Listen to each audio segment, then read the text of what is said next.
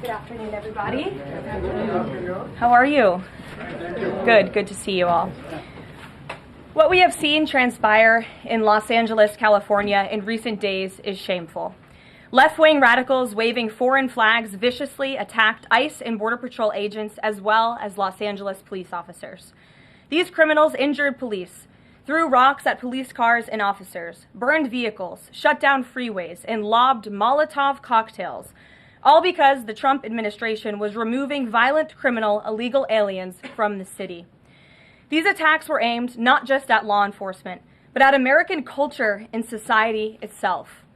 Rioters burned American flags, chanted "Death to ICE," and spray-painted anti-American slogans on buildings. But President Trump will never allow mob rule to prevail in America.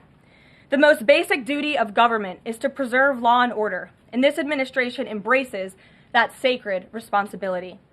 Democrats like Governor Gavin Newsom and Mayor Karen Bass shamefully failed to meet their sworn obligations to their citizens. They didn't have the courage to do the right thing and protect law-abiding Californians from rioters. That's why President Trump deployed the National Guard and mobilized Marines to end the chaos and restore law and order. The mob violence is being stomped out.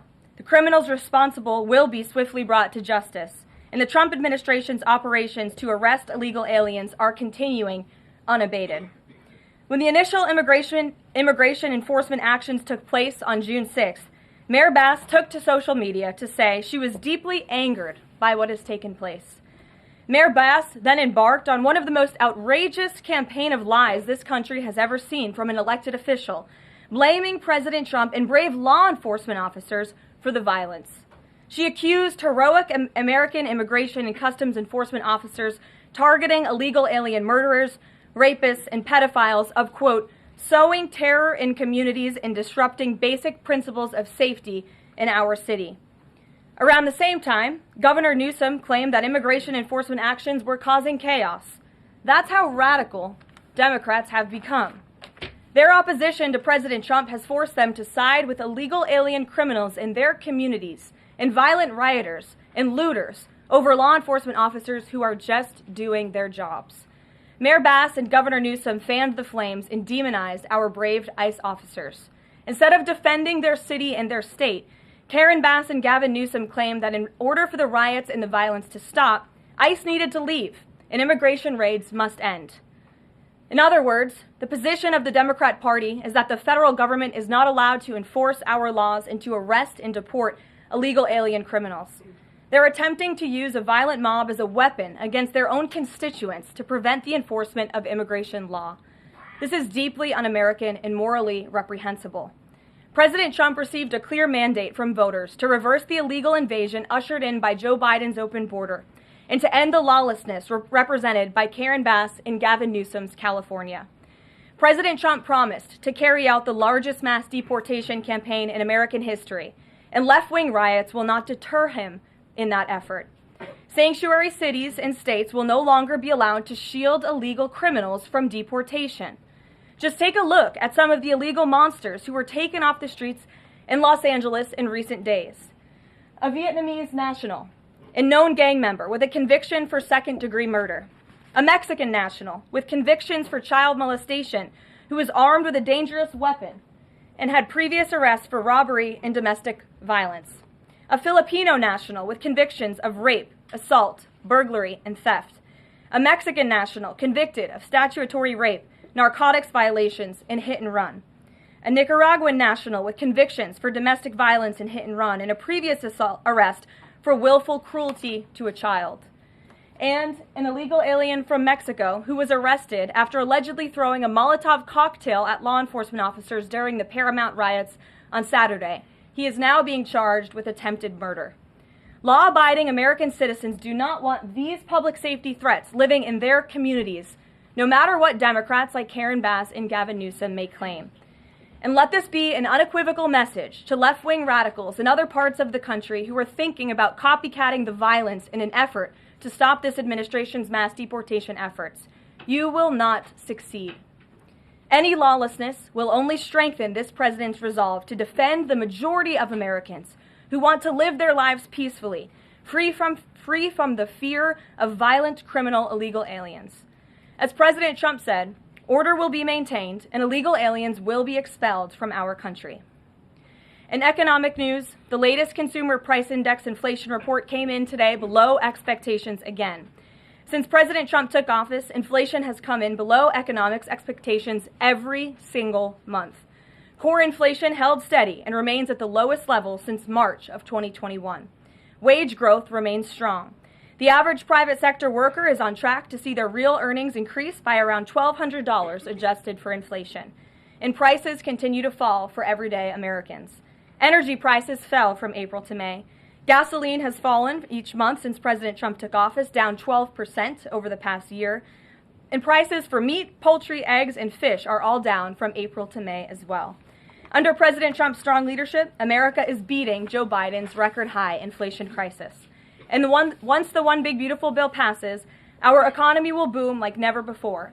This bill is the largest tax cut for middle-class Americans in history. The One Big Beautiful Bill gives a 15% tax cut to working Americans and families. Will see increased take-home pay of $10,000 per year. The One Big Beautiful Bill expands the child tax credit to $2,500 for more than 40 million American families with children.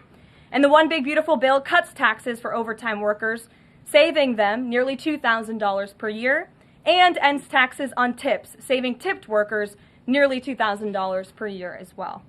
All of these provisions are broadly popular with an overwhelming support from the American people. We need Republicans in Congress to finish the job and send the One Big Beautiful Bill back to President Trump's desk for his signature as soon as possible. With that, we'll get to questions. I'm sure you have many of them today. Here in our new media seat is Elizabeth Mitchell, the White House correspondent for the Daily Signal, who's not afforded a seat in this room, but today she is. Thank you, Elizabeth. Thank you so much, Karoline. I have two questions, if it's Sure. okay. First, a few Republicans on Capitol Hill are suggesting that President Trump scale back deportations, even as ICE is reportedly gearing up for raids in 5 more Democrat-led areas. Would anything dissuade President Trump, and would he consider sending in Marines if anti-ICE violence occurs in these cities? Well, I think I may have just answered both of your questions with my opening monologue. The Trump administration is going to continue the mass deportation effort that the president promised the American public. Many of you were at those rallies in cities and communities across the country when the president spoke about his commitment to removing violent illegal criminals and anyone who has broken our nation's immigration laws from American communities. And God bless our ICE and Border Patrol who are working hard on that effort. This administration is going to continue that. And it's part of the reason we do need the One Big Beautiful Bill to pass as well, may I add, because the bill provides funding to hire more ICE agents and Border Patrol agents, more personnel on the ground to conduct this important public safety work. Thank you. And on another topic, President Trump has indicated that aides to former President Biden who used the auto pen to sign major orders and pardons should be investigated for potential crimes. Does he think that Biden allowing, or at least being negligently unaware of this activity, was an impeachable offense? I haven't heard the president address whether it's an impeachable offense, but it could perhaps be a criminal offense, especially on behalf of staffers who may have been utilizing the president's signature without his authority or consent. I understand that Republicans on the Hill are moving in the right direction to call attention to this and to bring in some former White House staffers who clearly knew more than they ever shared and never addressed with the American public. And so we look forward to seeing where this investigation continues, and I know the Department of Justice is also looking into the matter as well. Alex, good to see you today. Good to see you, Caroline. Thank you. You mentioned foreign flags being blown during these protests. There are protest activities being organized for this weekend. Part of it are Democrats saying they want to reclaim the American flag. It's also being titled No King's Day. Does the president see himself as a king, and does the White House expect to see American flags being flown during these protests this weekend? The president views himself as the president of the United States of America. This is a constitutional republic, and we want to see all of our citizens be proud of the country in which they are given the privilege and the blessing to live. And I think that those images of foreign flags being waved by illegal criminals and by violent rioters in the face of cars blowing up and of flames in the city. I have photos of that here to show you with this violence and destruction that occurred is an image that Governor Gavin Newsom owns. This is his city, and President Trump saw these images, and he said that is not going to be accepted or tolerated, and hence why he deployed the National Guard and United States Marines who have helped to quell that violence. If I can ask another, Sure. If the president does end up deploying any National Guard members, perhaps Marines, to blue states, would he be in contact with the governors prior to this? Would it be necessary? Well, President Trump was in contact with Governor Gavin Newsom despite some of the claims he's made in the last couple of days. The president called the governor on Friday evening and told him to let law enforcement in California do their jobs. And the Los Angeles Police Department, by the way, are fantastic people. They are trying to do the work that they've so bravely signed up to do to enforce the law, but they have been kneecapped by incompetent Democrat policies and Democrat politicians who do not allow their local law enforcement to correspond and coordinate with federal immigration authorities. And so the president gave Gavin Newsom a warning and said, get it together. 24 hours later, we saw more images like this. We heard about Border Patrol agents who were being the target of rocks. These illegal criminals were throwing rocks at our Border Patrol and ICE agents, and so the president made the decision to federalize California's National Guard. Stephanie. Thank you. Two questions on the China trade deal, if I may. Sure. First, will the president formally sign the trade deal, and if so, when? Secretary Lutnick sort of alluded to the fact that it might be in a couple of days, but I'm curious if there's anything more specific to read out. Sure. Well, I do have more specifics for you. I spoke to the president about this. He spoke to his trade team, who did a fantastic job negotiating this on behalf of the United States and meeting with their Chinese counterparts. The president is talking to them about the details of it now. But what the president heard, he liked. China has agreed to open their markets to the United States separately of this deal. And when it comes to this deal, we're going back to the terms that were agreed upon in Geneva for the release of some of those critical minerals and the magnets from China to the United States. And we have agreed to fully comply with the Geneva Agreement as well. So the president is reviewing the details of that with his trade team now, and you'll hear more from him, I'm sure. And then the second question, on tariffs, Secretary Lutnick suggested that the tariffs would remain unchanged with China. I'm wondering if there's any room for them to negotiate even lower, or if this is the floor. I won't get ahead of any further negotiations. We're in a great place right now, and I would add that this is the result of a lot of hard work from the president and his team, and the president has a good and respectful relationship with President Xi, and as you know, they had a direct conversation which led to this success that the president announced on Truth Social this morning. JJ. On North Korea, has the president tried to resume dialogue with Kim Jong-un? There's some reporting that the president sent a letter and tried to give it to Kim Jong-un through some North Korean diplomats through the UN, and they declined to take it and send it to Kim Jong-un. The president remains receptive to correspondence with Kim Jong-un, and he'd like to see the progress that was made at that summit in Singapore, which I know you covered in 2018 during his first term. As for specific correspondence, I'll leave that to the president to answer. Sure. Good afternoon. Yeah, thanks. Back to the trade deal negotiations with China. Jimmy Lai, as you know, is a pro-democracy advocate, Catholic, sitting in solitary confinement in Hong Kong as we speak. His family believes he may be close to death. Did his name come up, Jimmy Lai's name come up in these negotiations with China?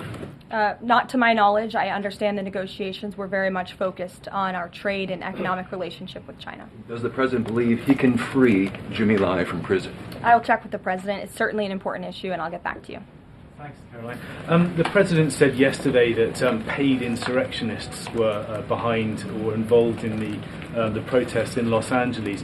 Does the White House have any more details about who they believe is paying these protesters? The president spoke about this last night when he returned from Fort Bragg, because frankly the president has a lot of common sense, and if you look at some of the imagery that we have received from the Department of Homeland Security and ICE and law enforcement who are on the ground, you will see boxes and boxes of very professionalized masks and rioting equipment being dropped off for these protesters. So it's a good question the president is raising, and one we are looking into, about who is funding these insurrectionists and these rioters and these protesters and these illegal criminals. And I have updates for you on the numbers, by the way. Since June 6th, there have been 330 illegal aliens that have been arrested as part of these riots in Los Angeles.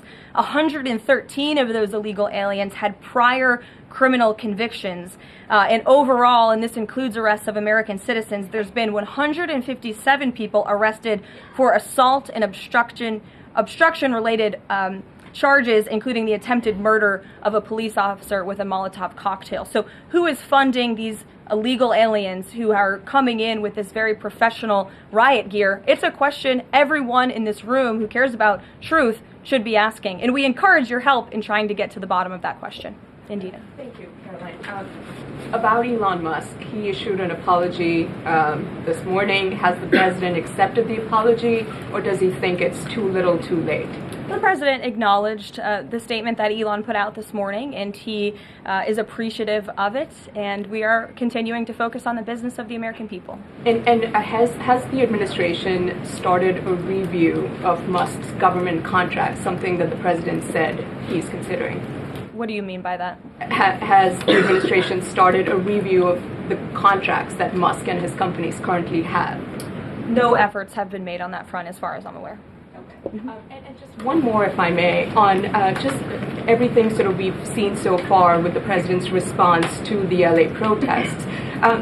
There is criticism that seems to suggest that the president responded the way he did because it was a deliberate, calculated attempt to sort of shift focus away from his feud with Musk. How would you respond to that? The president responded to the LA riots, condemning the violence from Musk.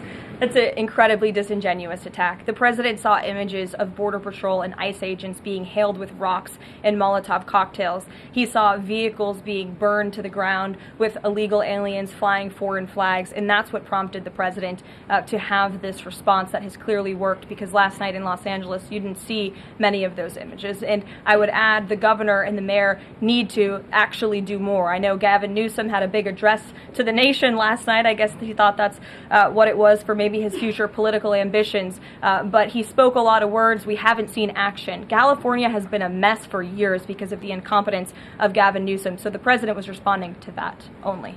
Caitlin. Karoline, 2 questions for you. Sure. Over the weekend, Secretary Noem sent a memo to the Pentagon asking Secretary Hegseth to have and direct the military that's on the ground in LA to arrest and detain what she said were lawbreakers. Is the president okay with that? And under what authority would the members of the military be able to arrest people inside the United States? I can't speak for a letter that came from the Department of Homeland Security. I can't speak for the president and what's currently happening on the ground now. And as you know, the president federalized the National Guard under U.S. Code 10, which he has the authority to do. And our United States Marines and the National Guardsmen and women who are on the ground right now are helping to create a peaceful environment for ICE and Border Patrol, who were being, again, hailed with rocks, who were being violently and viciously attacked. They needed reinforcements, and so our United States Marines who are on the ground are providing those reinforcements to ensure the environment is peaceful so that these raids and deportations can continue. But he realizes they can't actually arrest people unless he invokes the Insurrection Act, which, I mean, seemingly was not something that was in Secretary Noem's memo, a clear distinction she did not make there. Again, you're trying to conflate a letter that was sent to the Department of Homeland Security to the president's legal authority. The president understands the legal authority that he invoked, and that's the current situation right now. When it comes to federalizing the National Guard, what is the specific criteria that the president is using for when he's deciding to do that, and in which states? The president was asked and answered this yesterday. He wants to see an end to the chaos and the violence. He doesn't want to see law enforcement officers being attacked. He wants to see peace. He wants law-abiding Californians to be able to bring their kids to school, to be able to go to work without seeing this violence in the streets. That's what the president's hoping for, and that's why he's taken this action. John. Thanks a lot, Caroline. 2 questions on 2 separate topics. One has to do with the military parade taking place here in Washington this weekend. There's a lot of security around the White House complex, around the Capitol complex, even along the tidal basin. Is that just proactive? Are you expecting anything in particular in terms of unrest like we've seen in Los Angeles? These are proactive security measures to protect those marching in the parade, many of whom will be veterans and our brave men and women in uniform and Gold Star families. There's going to be military families from around the country who are flying into this parade. And of course, it's to protect the spectators who will be enjoying this incredibly patriotic show on Saturday, and I hope you all join us there. And then secondly, Secretary Pete Hegseth testified on the Senate side of the Capitol today, Yes. And he was asked about America's the administration's view of Vladimir Putin's intentions. And specifically, it was asked whether or not his intentions go beyond, his territorial ambitions go beyond Ukraine. When that question was posed to the chairman of the Joint Chiefs of Staff, General Kane replied that he does believe that his territorial ambitions go beyond Ukraine, but Secretary Hegseth says it's not clear at this point. How does the president view this issue? The president has spoken on this. He said, as he calls it, he believes Ukraine was always the apple of Putin's eye. And he made it very clear to Putin in his first term not to invade Ukraine. Putin didn't invade Ukraine because of President Trump's peace through strength foreign policy agenda and the effective deterrence policies that he implemented in the first term. Unfortunately, because of the weakness and incompetence of the previous administration, Vladimir Putin made the decision to invade Ukraine, and now we have this brutal war which the president is working very hard to end. Jasmine. Thanks so much, Caroline. The president warned that any protest on Saturday would be met with force. Can you clarify what kind of protest President Trump does support or find acceptable? The president absolutely supports peaceful protests. He supports the First Amendment. He supports the right of Americans to make their voices heard. He does not support violence of any kind. He does not support assaulting law enforcement officers who are simply trying to do their job. It's very clear for the president what he supports and what he does not. Unfortunately for Democrats, that line has not been made clear, and they've allowed this unrest and this violence to continue, and the president has had to step in. One question. So if there were peaceful protests on Saturday for the military parade, President Trump would allow that? Of course the president supports peaceful protests. What a stupid question. Raquel. Thank you so much, Caroline. Raquel, and then I can go to you first. Go. Thank you so much, Caroline. I have two questions. One about Israel. Yesterday, the U.S. ambassador to Israel said the U.S. no longer is pursuing the goal of an independent Palestinian state. Can you confirm that the president is no longer supporting a two-state solution? And is President Trump considering diplomatic action against countries who takes action against Israel during next week UN conference? Right now, the president views the situation in Israel and Gaza as deeply unfortunate and needing to end. And the president is realistic about the current state of affairs in this region of the world. And that's why the president has said the number one focus and priority of the administration is to release all of the hostages from Gaza and to end this conflict as soon as possible. The administration is still pushing very hard for the release of all the hostages. And as for what happens next, clearly Gaza is an uninhabitable place. It needs to be rebuilt with the help of our Arab partners, and the president wants to see that happen as well. Take a couple more. One on the G7 engagement. President Trump is traveling there on Sunday. Other presidents beyond the G7 leaders are also going. President Lula from Brazil, President Sheinbaum from Mexico, and President Zelensky from Ukraine are also going. Do you have confirmation if President Trump is meeting any other leaders on the sideline of the G7? Yes. To know about the Lula engagement. I can confirm there will be quite a few bilateral meetings between the president and other foreign leaders. The White House is still working very hard to finalize that schedule, and we will provide that for you as soon as we have it. Great. Thanks, Caroline. Just back to the China trade deal, can you talk about the status of the export controls that the U.S. imposed? Are those no longer being imposed? We are fully complying with the Geneva Agreement. Sure. Go ahead. Sure. Thanks, Caroline. One foreign question for you and one domestic. The foreign, the president, of course, has said he would lift sanctions on Syria. Is there an executive order coming along soon to go do that? And is the president planning to try to get involved in any kind of a peace agreement between Israel and Syria that would disengage those two? To the best of my knowledge, the Treasury Department took action after the president made that announcement in Saudi Arabia. Okay. And then on the domestic side, you were just asked about the First Amendment rights issues. In the president's comments yesterday, though, he just said protesters would be strongly dealt with. In your list before, you referred to insurrectionists, rioters, and protesters together. Obviously, they're quite different from your earlier answer. I'm struck by the fact that the president has not at any point said the most important thing here is to protect the First Amendment rights of peaceful protesters. So I'm wondering, where in his hierarchy of interests does he place that? Is the First Amendment protection the most important?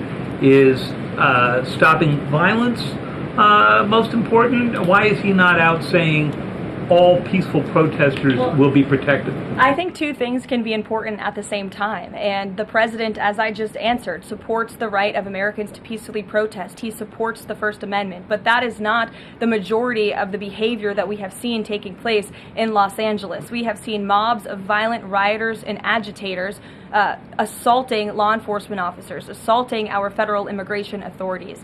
And we have seen, as I said, this goes back to what this administration is trying to do and accomplish, and that's enforcing law and order in our nation's communities. And it's removing public safety threats from communities in Los Angeles. You're saying the majority have not been peaceful, the majority have been violent. I just read for you the arrest numbers. We've arrested nearly 400 illegal aliens alone, just illegal aliens who have been arrested in these riots since June 6th, since they began. Thousands of people on the streets. Yeah, and we've had hundreds of people who have assaulted law enforcement officers. Are you saying that that's that's appropriate behavior? No, Are you no, saying I'm not that saying the that at all. president I'm shouldn't just take trying action? to figure out. The Democrat governor and the Democrat mayor of Los Angeles have failed their citizens. And the majority of Americans, the majority of Californians, do not want to see law enforcement officers being assaulted in the streets. And thankfully, the president took action and stepped in to protect our federal law enforcement agents, to protect federal buildings, to protect the federal mission of deporting illegal criminals off of our streets. And that mission will continue every day as far as we're concerned. Thank you, guys.